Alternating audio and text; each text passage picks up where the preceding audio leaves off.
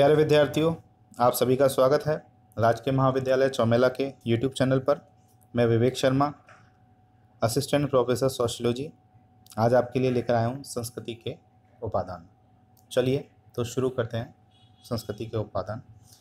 प्रत्येक संस्कृति में संरचना एवं संगठन देखने को मिलता है। यह संरचना संस्कृति के कई छोटे छोटे तत्वों, इकाइयों, भागों एवं उपभागों से मिलकर बनती है। संस्कृति की इकाइयों के परस्पर निर्भर एवं संबंधित होने से ही संपूर्ण संस्कृति में एक व्यवस्था एवं संतुलन देखने को मिलता है। किसी भी संस्कृति की संपूर्णता को समझने के लिए उनकी इकाइयों, भागों एवं उपभागों को समझना उसी तरह से आवश्यक है जिस तरह से एक डॉक्टर के लिए शरीर के संगठन को समझने के लिए शरीर के विभिन्न अंगों को समझना। संस्कृति की संरचना को निर्मित करने वाले प्रमुख उपादान या अंगों में हम संस्कृति तत्व, संस्कृति संकुल, संस्कृति प्रतिमान एवं संस्कृति क्षेत्र को सम्मिलित करते हैं। तो चलिए अब हम इसके उपादान या अंगों पर विस्तृत चर्चा करते हैं। सबसे पहले सांस्कृतिक तत्व। संस्कृति की वह छोटी से छोटी इकाई जिसका और अधिक विभाजन नहीं किया जा सके सांस्कृतिक तत्व कहलाता है। जिस प्रकार से पदार्थ की छोटी से छोटी इकाई परमाणु है, शरीर की छोटी से छोटी इकाई कोश अथवा सामाजिक संरचना की परिवार है, उसी तरह से संस्कृति की सबसे छोटी अविभाज्य इकाई संस्कृति तत्व है। प्रोफेसर डॉक्टर दुबे ने इसको परिभाषित करते हुए कहा है कि संस्कृति तत्वों को हम संस्कृति के गठन की सरलतम व्यवहारिक इकाई मान सकते हैं। हर्स्कोविट्ज इसे एक निर्दिष्ट संस्कृति में पहचानी जाने वाली सबसे छोटी इकाई मानते हैं। क्रोबर भी इसे संस्कृति का अल्पतम परिभाषित तत्व कहते हैं। संस्कृति तत्व किसी भी संस्कृति की सबसे छोटी एवं अविभाज्य इकाई है। संस्कृति के भौतिक एवं अभौतिक दोनों ही पक्ष हैं, इसलिए सांस्कृतिक तत्व भी भौतिक व अभौतिक दोनों ही प्रकार के होते हैं। भौतिक पक्ष में हम घड़ी, रेडियो, पेन, पंखा, साइकिल, चाकू, टेबल, रुमाल आदि वस्तु को सम्मिलित करते हैं और अभौतिक पक्ष में किसी भी संकेत, शब्द, विचार, किसी एक रीति, प्रथा आदि को हम सम्मिलित करते हैं। संस्कृति तत्व के अविभाज्य होने का तात्पर्य यह नहीं है कि उसका और विभाजन नहीं हो सकता, परंतु इसका अर्थ यह है कि उनका विभाजन होने पर वह अर्थपूर्ण नहीं रह जाती है। उदाहरण के लिए पेन एक सांस्कृतिक तत्व है। यदि हम उसका और विभाजन कर दें, इसकी निब, टोपी आदि को अलग कर दें, तो यह विभाजन अर्थपूर्ण इकाई के रूप में नहीं होगा। अतः सांस्कृतिक तत्व की रचना में भी जटिलता होती है और उनका निर्माण भी कई तत्वों से मिलकर होता है। जैसे घड़ी का निर्माण कई पुर्जों से होता है, रेडियो और पंखे में भी कई पुर्जे होते हैं, साइकिल के भी अनेक पुर्जे होते हैं। अतः स्पष्ट है कि सांस्कृतिक तत्व मानव के काम आने की दृष्टि से सबसे सरल, छोटी और आगे विभाजित न हो सकने वाली इकाई है। मानव शास्त्रियों ने संस्कृति के विभिन्न अंगों की व्याख्या की है। सन 1917 में बिस्लर ने अपनी पुस्तक मैन एंड कल्चर में अमेरिका की इंडियन संस्कृतियों का अध्ययन प्रस्तुत किया। उसी दौरान आपने संस्कृति की रचना का उल्लेख किया और उसे दो मुख्य अंग बनाए। प्रथम संस्कृति तत्व, द्वितीय संस्कृति संकुल। बिस्लर के बाद अनेक मानव शास्त्रियों ने संस्कृति के विभिन्न अंगों एवं संरचनाओं का उल्लेख किया। सांस्कृतिक तत्व की प्रमुख विशेषताएं कौन कौन सी होती हैं? प्रत्येक सांस्कृतिक तत्व का एक इतिहास होता है जो उसकी उत्पत्ति को प्रकट करता है। उदाहरण के लिए हवाई जहाज का भी इतिहास है जो उसके निर्माण एवं विकास की कहानी बताता है। सांस्कृतिक तत्व संस्कृति की तरह ही स्थिर नहीं होते, वरन उनमें परिवर्तन एवं गतिशीलता पाई जाती है। किसी अन्य सांस्कृतिक समूह के संपर्क में आने पर ये तत्व बदलते रहते हैं और कभी कभी सांस्कृतिक तत्वों में परिवर्तन संस्कृति रचना में परिवर्तन ला देता है। सांस्कृतिक तत्व पृथक पृथक नहीं रहते, वरन तत्वों के साथ घुल मिलकर रहते हैं। अनेक सांस्कृतिक तत्वों का अध्ययन संपूर्ण संस्कृति को अर्थपूर्ण बनाता है। अब हम चर्चा करेंगे संस्कृति संकुल पर। जिस प्रकार कई कोशों से मिलकर एक अंग बनता है, कई परिवारों से एक समुदाय बनता है, कई परमाणुओं से एक अणु बनता है, उसी प्रकार कई सांस्कृतिक तत्वों से मिलकर एक सांस्कृतिक संकुल बनता है। किंतु ये सांस्कृतिक तत्व अव्यवस्थित रूप से संबद्ध न होकर अर्थपूर्ण ढंग से परस्पर बंधे होते हैं। डॉक्टर डुबे सांस्कृतिक संकुल को परिभाषित करते हुए कहते हैं कि संस्कृति संकुल, जैसा कि इसके नाम से ही स्पष्ट है, समान धर्मों अथवा पूरक संस्कृति तत्वों से मिलकर बनते हैं। सदरलैंड और वुडवर्थ के शब्दों में संस्कृति संकुल सांस्कृतिक तत्वों का वह समग्र समूह है जो कि इनके अर्थपूर्ण ढंग से परस्पर संबंधित होने से बनता है। सांस्कृतिक तत्व परस्पर जब अर्थपूर्ण ढंग से जुड़ जाते हैं और मानव आवश्यकताओं की पूर्ति करने लगते हैं तो उसे हम सांस्कृतिक संकुल कहते हैं। उदाहरण के लिए हॉकी का खेल एक सांस्कृतिक संकुल है जो गेंद, स्टिक, गोल के खंभे, रेफरी की सीटी, खिलाड़ियों की पोशाक, खेल के विभिन्न नियमों, फील्ड को प्रदर्शित करने वाली झंडियों आदि अनेक सांस्कृतिक तत्वों से मिला बना होता है। ये सब तत्व विशेष अर्थों में उसी तरह जुड़े हुए हैं जिस प्रकार से कई फूल मिलकर गुलदस्ते का निर्माण करते हैं। नागाओं में नरमुंड प्राप्ति एक सांस्कृतिक संकुल है जिसमें अनेक धार्मिक एवं सामाजिक क्रियाओं के रूप में सांस्कृतिक तत्व सम्मिलित होते हैं।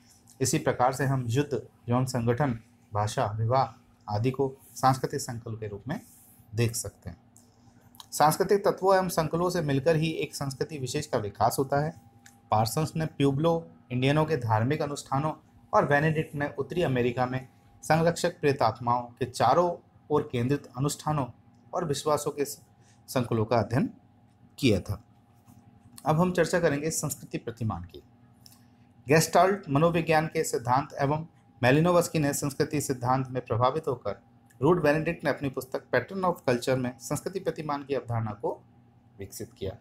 संस्कृति प्रतिमान की अवधारणा संस्कृति की मूल प्रेरणाओं एवं आदर्शों का अध्ययन करती है जो कि संस्कृति को एक विशेष दिशा एवं स्वरूप देते हैं। रूट बेनेडिक्ट ने संस्कृति प्रतिमान की अवधारणा का उल्लेख 3 संस्कृतियों प्यूब्लो, डोबो और क्वाक्यूटल के अध्ययन के दौरान किया।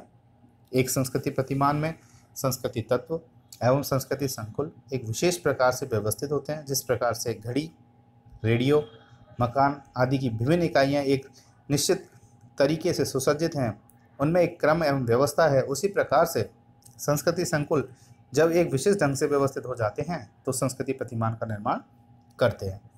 कई संस्कृति प्रतिमानों के व्यवस्थित संगठन से एक संपूर्ण संस्कृति निर्मित होती है। हर्स्कोविट्ज के अनुसार संस्कृति प्रतिमान एक संस्कृति के तत्वों का वह डिजाइन है जो कि उस समाज के सदस्यों के व्यक्तिगत व्यवहार प्रतिमानों के माध्यम से व्यक्त होता हुआ जीवन के इस तरीके को संबद्ध, निरंतरता और विशिष्टता प्रदान करता है। बेनेडिक्ट प्रतिमानों को आदर्श या प्रेरक सिद्धांत के रूप में स्वीकार करते हैं जो मानव व्यवहार को निर्धारित करते हैं। प्रत्येक संस्कृति में कुछ मूलभूत प्रेरणाएं, आदर्श या सिद्धांत देखने को मिलेंगे जो दूसरी संस्कृतियों से भिन्न होते हैं। इस संदर्भ में डॉक्टर डुवे बेनेडिक्ट के विचारों से भिन्न मत प्रकट करते हैं। संसार की बहुत थोड़ी संस्कृतियां ऐसी होंगी जिनमें एक विशिष्ट सिद्धांत संस्कृति के प्रत्येक पक्ष को अनुप्राणित और पूर्ण रूप से संचालित करता होगा। संस्कृतियां ऊपरी तौर पर जितनी सरल एवं आकर्षक प्रतीत होती हैं, वास्तव में वे उससे अधिक जटिल हैं। उनके जीवन की विभिन्न गतिविधियों एवं प्रवृत्तियों को किसी एक सिद्धांत अथवा आदर्श के द्वारा हम नहीं समझ सकते। अब हम चर्चा करेंगे संस्कृति क्षेत्र की। किसी भी संस्कृति के अध्ययन में उसके भौगोलिक पक्ष की अवहेलना नहीं की जा सकती। प्रत्येक संस्कृति की एक निश्चित भौगोलिक क्षेत्र तक ही विस्तृत होती है। यदि हम एशिया या यूरोप महाद्वीप की यात्रा करें तो हमें अनेक प्रकार की संस्कृतियों के क्षेत्र देखने को मिलेंगे। यदि हम इन संस्कृतियों की तुलना करें तो पाएंगे कि उन संस्कृतियों में जो भौगोलिक दृष्टि से निकट हैं, दूर की संस्कृतियों की तुलना में अधिक समानता है। इससे स्पष्ट है कि सांस्कृतिक तत्वों, संकुलों एवं प्रतिमानों का प्रसार एक निश्चित भौगोलिक क्षेत्र तक होता है जिसे हम सांस्कृतिक क्षेत्र कहते हैं। सांस्कृतिक क्षेत्र की अवधारणा का प्रयोग सर्वप्रथम विस्लर ने अमेरिकी इंडियन संस्कृतियों के अध्ययन के दौरान किया था। हर्स्कोविट्ज, क्रोबर, सापेर आदि ने भी सांस्कृतिक क्षेत्र की अवधारणा का प्रयोग संस्कृतियों के अध्ययन में किया और विभिन्न महाद्वीपों को सांस्कृतिक क्षेत्रों में विभाजित किया। सांस्कृतिक क्षेत्र को परिभाषित करते हुए डॉक्टर दुबे कहते हैं कि कतिपय संस्कृति तत्व या संस्कृति संकुल एक विशेष भौगोलिक क्षेत्र में फैलकर सांस्कृतिक क्षेत्र का निर्माण करते हैं। हर्स्कोविट्ज के अनुसार वह क्षेत्र जिसमें समान संस्कृतियां पाई जाती हैं एक संस्कृति क्षेत्र कहलाता है।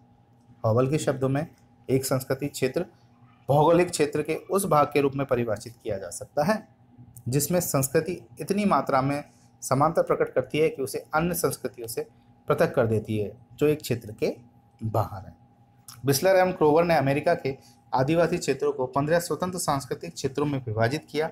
ऐसा ही प्रयास अफ्रीका के लिए हर्स्कोविट्स ने किया और उसे 9 सांस्कृतिक क्षेत्रों में विभाजित किया। बिस्लर का कहना है कि यदि हम नई दुनिया के आदिवासियों को उनके सांस्कृतिक तत्वों के आधार पर विभाजित करें तो हमें खाद्य क्षेत्र, वस्त्र क्षेत्र और धर्म क्षेत्र देखने को मिलेंगे। चूंकि संस्कृति सीखी जाती है, अतः कोई भी व्यक्ति किसी भी संस्कृति को सीख सकता है। निकट की संस्कृति को दूर की संस्कृति की तुलना में सीखने के अवसर अधिक होते हैं। संस्कृति तत्व एवं संकुल एक स्थान से दूसरे स्थान पर प्रसारित होते हैं, किंतु दूर तक फैलने के दौरान वे अपनी कई मूल विशेषताओं को खो देते हैं एवं नवीन स्थानीय विशेषताएं अपना लेते हैं। अतः संस्कृति तत्व एवं संस्कृति संकुल मूल रूप से एक निश्चित क्षेत्र में पाए जाते हैं। बिस्लर की मान्यता है कि प्रत्येक संस्कृति क्षेत्र में वह केंद्र ढूंढा जा सकता है जहां से संस्कृति तत्व एवं संस्कृति संकुल का प्रसार हुआ है। संस्कृति तत्वों के प्रसार में घने जंगल, रेगिस्तान, महासागर, पर्वत आदि प्रमुख बाधाएं हैं तथा यातायात एवं संचार के साधन इसके सहायक होते हैं। तो आज हमने संस्कृति के उपादान अर्थात उसके अंगों पर चर्चा की। मैं उम्मीद करता हूँ कि आपको ये अच्छे से समझ में आए होंगे। मेरा वीडियो अंत तक देखने के लिए धन्यवाद।